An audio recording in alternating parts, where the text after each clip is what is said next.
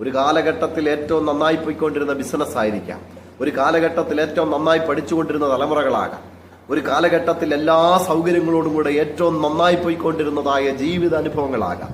പക്ഷെ ഇടക്കാലം കൊണ്ട് ഒരുപക്ഷെ കോവിഡിന്റെ കാലം മുതൽ സ്തോത്രം അതൊക്കെ ആകെ താറുമാറായി, എല്ലാം ഡിസോർഡറായി, കാര്യങ്ങളാകെ കുഴഞ്ഞു മറിഞ്ഞ് ഒരു പ്രതീക്ഷയ്ക്ക് വകയില്ലാത്ത വിധം കിടക്കുമ്പോൾ വ്യക്തിപരമായി പറയട്ടെ, ഇന്ന് പകൽ ഈ വചനത്തിൽ ദൈവാത്മാവ് ഇടപെടുന്നതായ വിഷയങ്ങളുടെ ബന്ധത്തിൽ ഒന്ന് ഹൃദയത്തിൽ വിശ്വസിച്ച് കർത്താവിൽ ആശ്രയിച്ച് വിശ്വാസത്തോടെ ഏറ്റെടുക്കുക.